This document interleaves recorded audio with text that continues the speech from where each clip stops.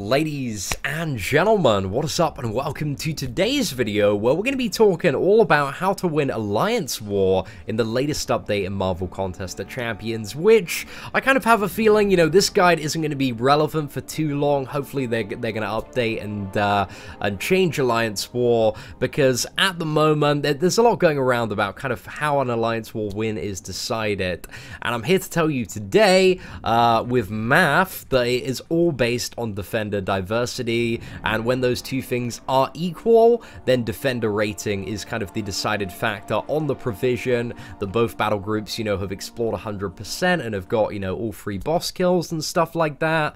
But especially with the, updated version of Alliance War, it is significantly easier to 100% all 3 battle groups and get the boss kill than it was before. So that's something we're seeing a lot in some of the top tiers, is that pretty much, most people are 100%ing all of the battle groups, providing that they have their attack coordinated to a decent level.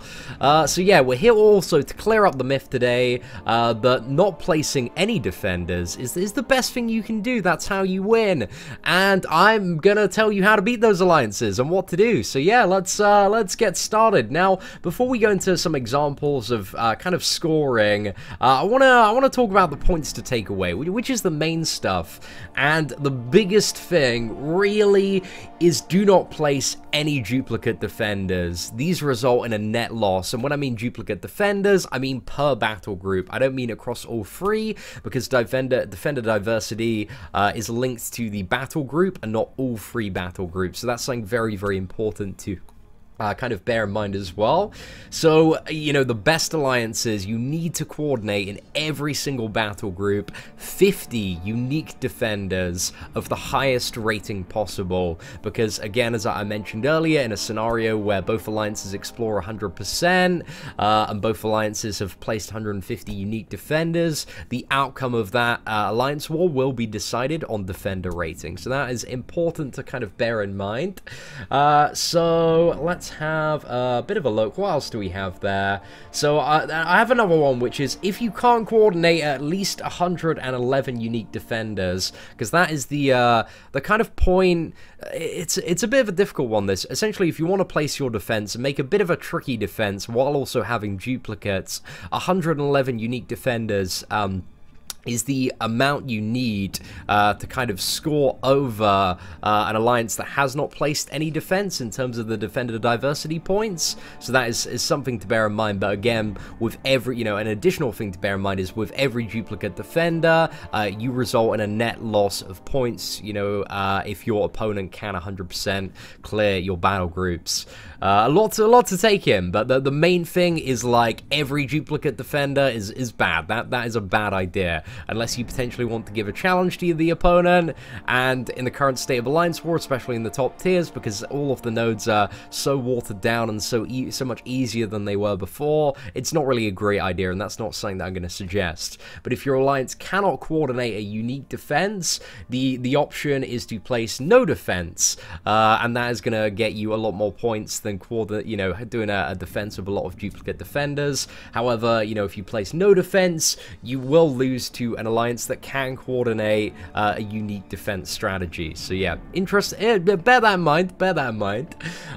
So and the final thing that I've kind of pointed, and this really isn't a part of the guide, it's kind of my viewpoint, and it's if they wish to keep it this way and have matches decided by defender rating and diversity, rank down tickets should be issued so that players can reorganize their defense, as this is a complete mirror from kind of the last Alliance War, when it was kind of the same, like 10 to 15 characters, and everybody ranked up those characters to have a really strong defense. Now, if they are punishing people and putting you at a disadvantage for having more than one of the same character in a battle group, they need to change that and issue out rank down tickets so people can reorganize their defense. However, I don't believe that's the solution to fixing Alliance War overall. I think they need to add in kills back and yeah, kind of reshuffle the points a little bit more, and nodes to make it a bit more interesting, because at the moment they made it a little bit too easy, and I think a lot of the Alliance War veterans and players can agree. But it's that line between easy and BS. So anyway, anyway, we're going to have a look at some examples of Alliance War matchups, because I've been running, well, quite a few screenshots through kind of this calculator that I've made on a Google spreadsheet. And, you know, if you do want access to this spreadsheet or want a copy of it, a link will be in the description below, so you can kind of figure out, you know, where you lost on your previous Alliance War. But I can tell you that you probably lost on your previous Alliance War by not placing enough unique defenders. It really is as simple as that for the most part. But anyway, this is example 1, which is alliance that placed no defenders versus an alliance that placed 99 unique defenders, which unfortunately is not enough, as you can see here. With all the attacker kills that they got, they managed to get up to 172,500 points, and the other alliance managed only placed 99 unique defenders, so didn't have enough defender diversity points to supersede the first alliance and win. So yeah, 111 if you are going to place your defense is kind of the important cutoff to bear in mind. But again, if you are not going to, that's only if you're placing a full defense with the 111 number in mind. You know, if you were to for example, place a defense of 50 champions, but all of them were unique across all you know, 3 battle groups, and you're up against a alliance that didn't place any defense, you would still win that. So that is interesting to bear in mind. But again, ideal scenario, you want to coordinate at least 150 unique defenders. And this is an example of full defender diversity versus no defenders. So Alliance War 1, again, exactly the same score with no defenders, but this alliance, cool, they sorted themselves out proper good and got 50 unique defenders per map, and managed to achieve kind of the maximum score possible against an alliance that did that. The final one is full diversity versus a battle group with defenders. So this is, for example, you know, if you 150 unique defender alliance, you go up against another 150 unique defender alliance. This is what your score should be looking like. Also, just something to keep in mind that all of the defender rating calculations are based off an alliance with roughly about 6,000 rating.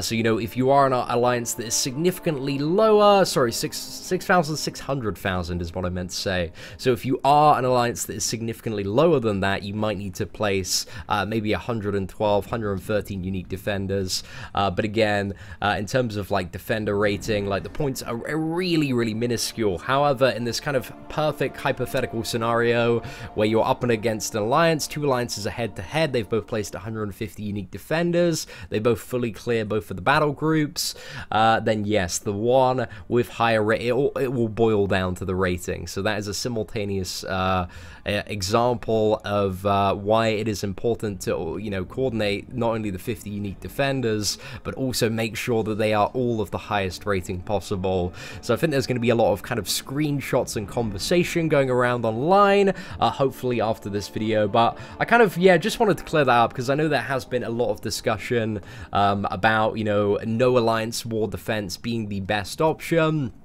And yeah, I wanted to essentially show you guys on the channel how to counter this for your alliance, because I really didn't want to see like a month where all of the alliance wars were just empty and we were just going in and exploring it. Because Alliance War, you know, it's pretty fun to play. Granted, it's a little bit too easy at the moment. They do need to make it a bit more of an interesting challenge. You know, I did talk about this extensively in a video that we did a few days ago about the current state of Alliance War.